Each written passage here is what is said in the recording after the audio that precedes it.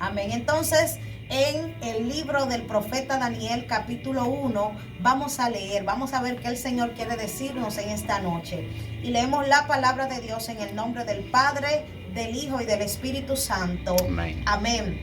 Y dice, en el año tercero del reinado de Joacim, rey de Judá, vino Nabucodonosor, rey de Babilonia, a Jerusalén, y la sitió. Y el Señor entregó en sus manos a Joacim, rey de Judá, y parte de los utensilios de la casa de Dios, y los trajo a la tierra de Sinar, a la casa de su Dios, y colocó los utensilios en la casa del tesoro de su Dios.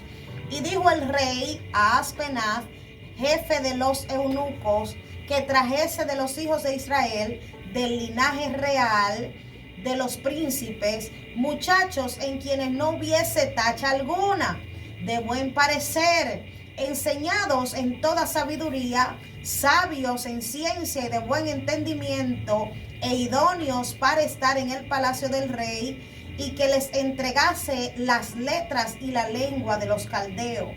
Aleluya. Y vamos a ir derecho al versículo 8 que dice: y Daniel propuso en su corazón no contaminarse con la porción de la comida del rey, ni con el vino que él bebía. Pidió por tanto al jefe de los eunucos que no se le obligase a contaminarse.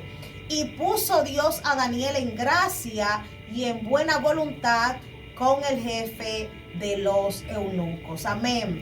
Damos gracias al Señor por su palabra, porque la palabra de Dios es vida y vida en abundancia.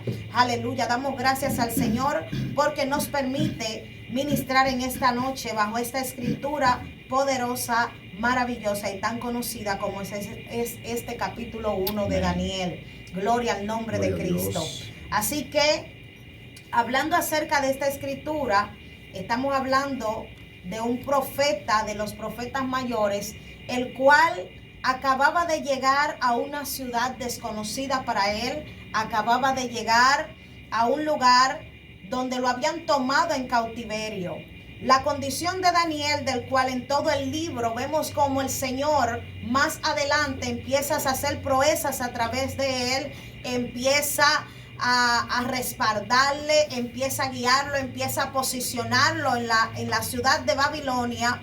Pero hay algo que hay que resaltar, y es que la llegada de Daniel a Babilonia no fue una llegada triunfal. No es como cuando alguien llega a un lugar y de repente es como una monedita de oro que le cae bien a todo el mundo, sino que la situación en la cual se encontraba Daniel era en una situación donde Jerusalén había sido destruida y él había sido tomado en cautiverio.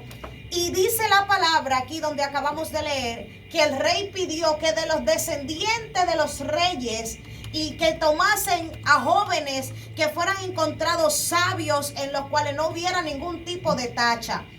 Mientras leemos este capítulo 1 de Daniel, nos damos cuenta, número 1, que la acción del rey tomar a jóvenes que vinieran directamente de la realeza en cierto aspecto era en cierto modo degradante para ellos. ¿Por qué? Porque ellos vienen de vivir en el palacio de Jerusalén, ser familia de Joacim, que era el rey que estaba en ese momento, al cual le sacan los ojos, al cual le matan los hijos. Y yo entiendo que la posición de Daniel y sus amigos no era una posición fácil. ¿Por qué no es una posición fácil? Porque los están tomando primero en cautiverio, los sacan de sus hogares, de su zona de confort, donde ellos conocían a todo el mundo, donde ellos eran sabios, donde sabían cómo manejarse. Lo toman como cautivos y allí el rey lo envía a llamar, lo manda a buscar para que le sirvan a él. Gloria al nombre del Señor.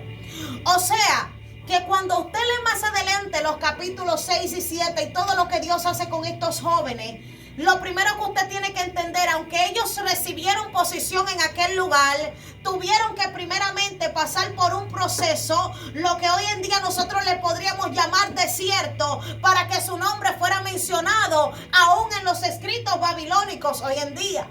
Bendito el nombre del Señor. Aleluya. Y cuando seguimos conociendo a través de estos jóvenes que Dios puso en alto en Babilonia, hay varias cosas que nosotros podemos conocer de esta historia.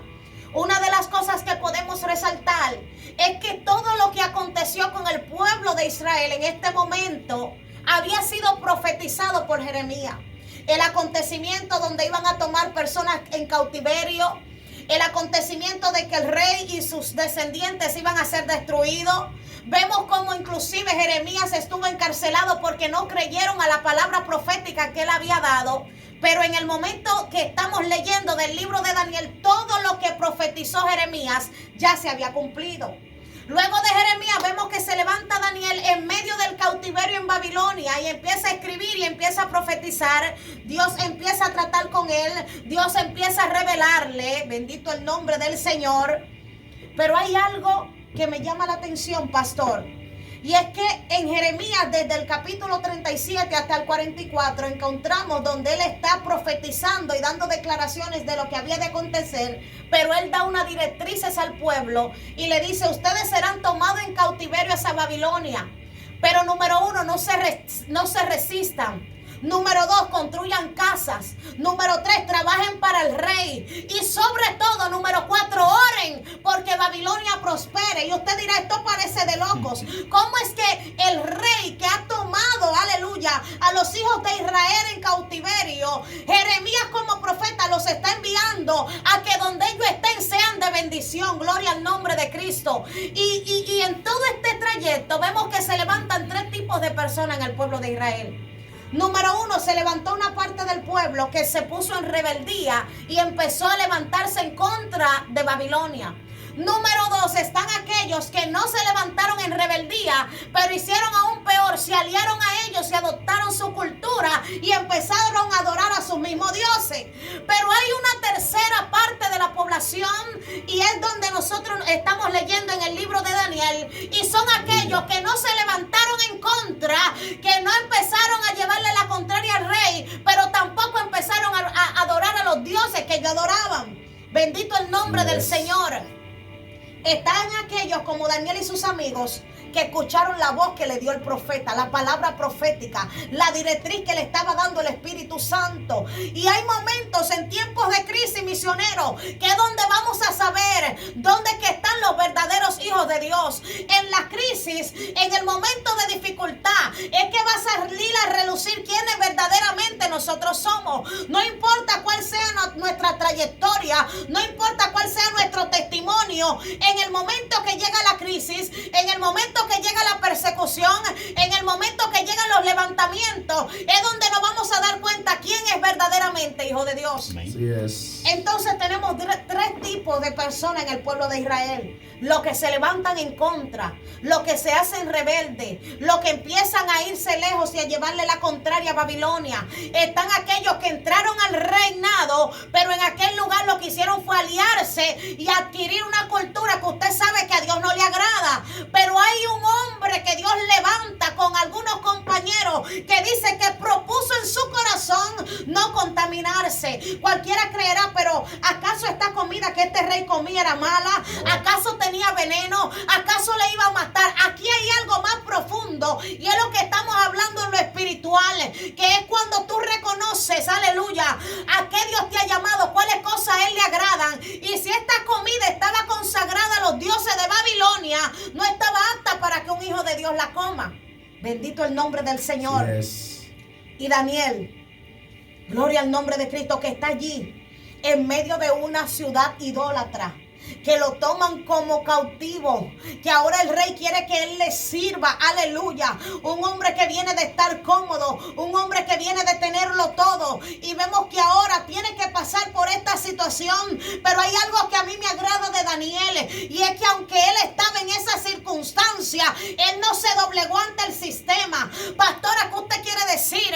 Hoy en día, ¿qué es Babilonia? Babilonia es todo el sistema que quiere orillarte a que aún tú siendo cristiano, aún tú teniendo un llamado de parte de Dios, tú empieces a adquirir cosas que tú sabes que a Dios no le agradan. Tú empieces a adoptar nuevas culturas. Tú empieces a querer aliarte a aquellos que no hacen lo correcto delante de Dios. Y hay algo que yo quiero plasmar en esta noche es la situación que se está viviendo en esta zona turística. Pastor, usted y yo sabemos cuántas personas vienen de otras ciudades, que vienen, aleluya, queriendo crecer, queriendo ser alguien en la vida, que vienen con planes, con proyectos, pero que le hicieron promesas al Señor cuando estaban en su ciudad, pero el momento que llegaron aquí, el sistema que opera en este lugar lo ha envuelto de tal manera que se han olvidado de quién es su Dios, que se han olvidado de quién lo llamó, que han empezado a aliarse, que es Babilonia. Babilonia es todo aquello que te quiere desconectar, aleluya, de tu diseño original. Babilonia es todo aquello que cuando tú llegas a ese terreno, inmediatamente en vez de tú influenciar en el lugar te influencia. Aleluya. ¿Qué es Babilonia, pastor, para usted? Así es, todo el sistema que hoy, como decía el lunes pasado, nos amenaza. Babilonia representa la corrupción, representa la persecución. Babilonia es el mundo que hoy día estamos viendo, en el cual vivimos, que está contaminado, pero que tenemos que sobrevivir aquí. Y de verdad que es fuerte, y usted me hizo simplemente esa pregunta, pero hay algo de lo que me gusta mucho aquí con respecto a Daniel, y es que si tú te fijas, algo de lo que nosotros tenemos que entender, conforme a como usted hablaba, pastora, amén, la comida del rey era una comida exquisita, digamos, hablando en base a su calidad, hablando de el tipo, de la gama de comida. La comida del rey era una comida seleccionada. O sea, tenemos que ver el por qué asimismo Daniel decide no contaminarse. O sea, quiero traer esto a hoy día, cuando nosotros tenemos la facultad de tomar ciertas decisiones para hacer algo en nuestra vida.